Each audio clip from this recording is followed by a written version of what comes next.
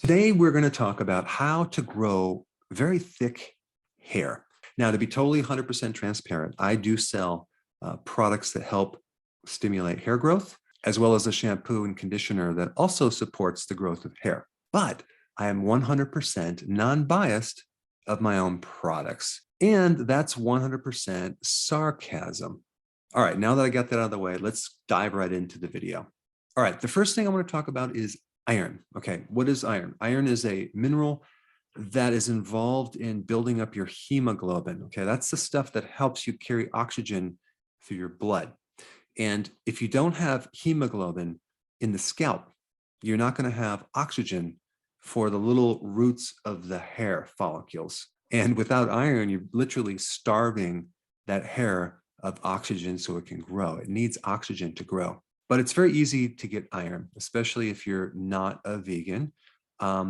Just a little red meat a few times a week will give you plenty of iron. But you can also get iron in eggs and cheese. It's in a lot of different foods. All right, zinc. If you're deficient in zinc, which a lot of people are, you're going to have a real problem growing thick hair. The hair is going to come out very, very thin. Zinc is involved in hundreds of different enzymes, especially with making proteins, okay? And your hair is protein. So without zinc, you don't get good growth of the hair and you don't get the thickness of the hair that you really want. And the hair will dry out, okay? So zinc is very important in hair, skin, nails, things like that. A little red meat, again, will give you enough zinc. Now, there's a condition called telogen effluvium, okay? Now, what is that? That is a condition triggered by shock or stress that makes your hair fall out and become very, very thin, okay, and very, very fragile. And that is because of this thing called stress. So if you go through pregnancy, for example, and you wonder why your hair is thinning out, well, that's why. Or let's say you have some emotional stress or a loss of a loved one, or surgery, or an accident, or you overexercise. All these things can raise cortisol. Then cortisol then causes you to increase the requirement of zinc. And if you're already deficient in zinc, then you're going to have a problem with your hair. And telogen effluvium is basically hair shedding, which is temporary, caused by stress.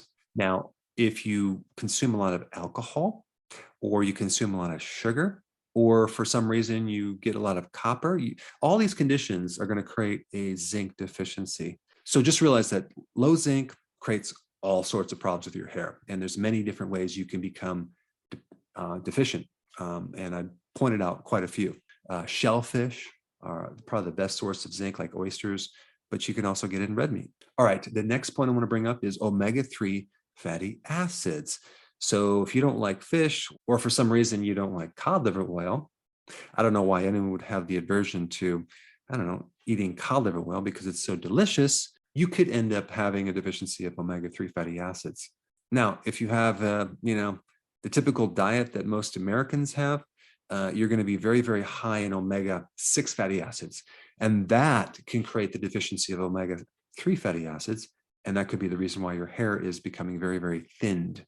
But make sure you get enough salmon or cod liver oil for your omega-3 fatty acids. Plus, omega-3 fatty acids are very anti-inflammatory. So if you have alopecia, for example, you have too much inflammation. Next, very important ingredient to making thick hair is vitamin D.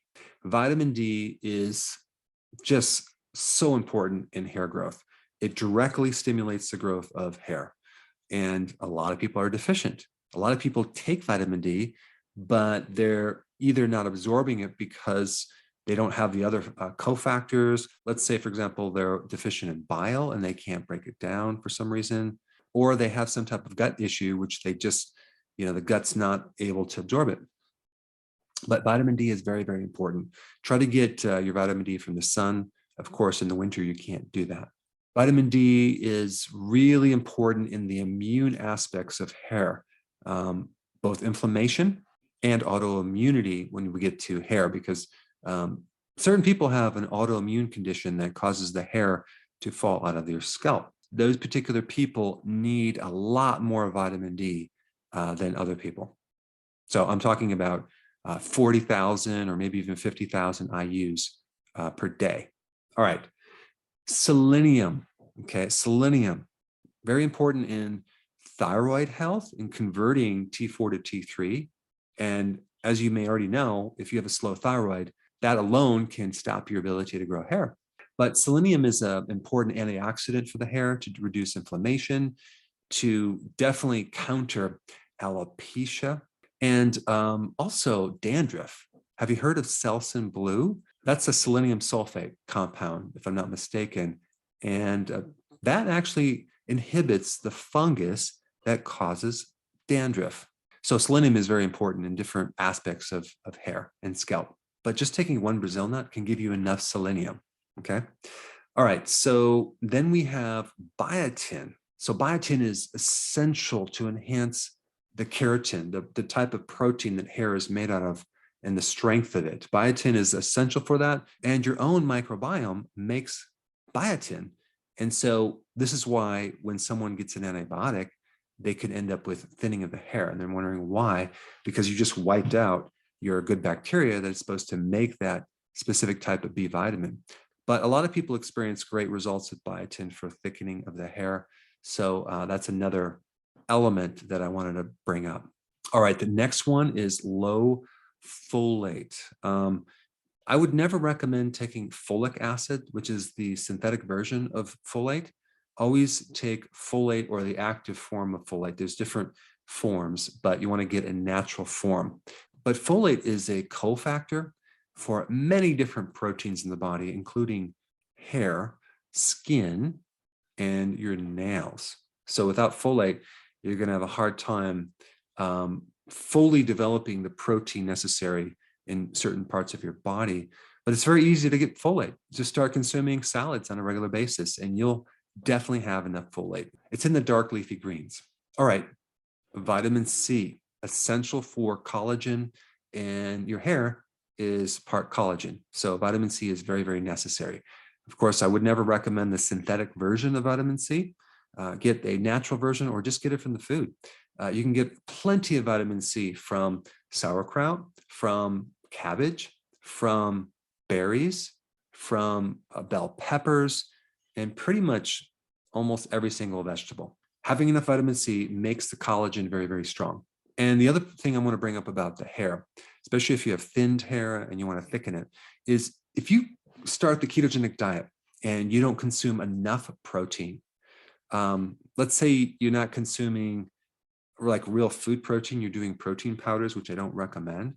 I recommend increasing the amount of eggs you eat, high quality grass-fed meats, and that can actually help you develop thickened hair right off the bat. So just don't forget about protein and consuming enough protein. The other symptom you're going to notice if you don't have enough protein is you're going to feel tired and lethargic.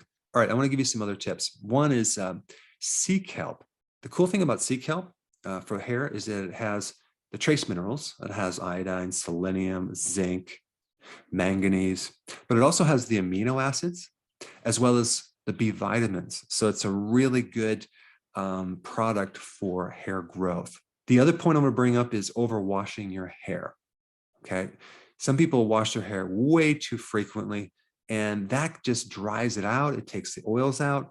If you use a shampoo that has sulfates, it's just going to dissolve the protein in the hair, take out the oil, and leave your hair very, very damaged. So make sure that you don't overwash your hair. Now, of course, some people are going to say, oh, Dr. Berg told me not to shower again. No, I didn't say that. You can shower, just don't wash your hair every single day, and watch what happens. Your hair actually will be much, much better quality. It'll be healthier. All right, the shampoo that you use, very, very, very vital. I would recommend using a shampoo without sulfates, with a lot of clean ingredients that don't have side effects. But the main thing is get a sulfate-free shampoo. Now, I'd also recommend getting a really good conditioner, something that has clean ingredients, as well as the essential oils and the fats needed that can go into the hair and revive your hair. All right, the water that you use when you take a shower, and so if it has like city water where you're having the fluoride and the chlorine, not good. just get a filter. I will put some recommendations down below if you can't find one, but I'm also having a difficult time finding the shower head. It's easy to find the whole house filters, but the shower head specifically for fluoride is a tough one, but I'll put a link down below of the one that I found. But when you don't have the fluoride and the chlorine, boy, does it make your hair shine just without using these chemicals, just using good water. It's quite amazing. All right, the coloring. If you dye your hair, just find someone that can help you use a non-toxic dye. There are a lot of chemicals to make your hair a certain color. So find something that is more natural, even though it costs more. It's going to be important in the long run. All right, the next point I'm going to bring up is this thing called stress. I've seen people go through emotional losses and literally lose their hair completely. So stress can play a huge factor in the quality of the protein being produced in the top of your skull. That is because of high levels of cortisol. Cortisol is very catabolic, which means it breaks down proteins. So do whatever you can to help reduce stress. I have a lot of videos on that. I'll put some down below. Last point I want to bring up is if you're a smoker. Smoking not only depletes you of nutrients, but boy, does it dry your hair out. It oxidizes the hair. It puts a lot of chemicals in the hair. You will find that people that are smokers have very, very dried out, old looking hair as well as skin. So if you are a smoker, do whatever you can to stop smoking. All right, so now that you have some good information about how to grow thicker hair, you may want to check out my other video, which is very popular on hair growth. It's right here. Check it out.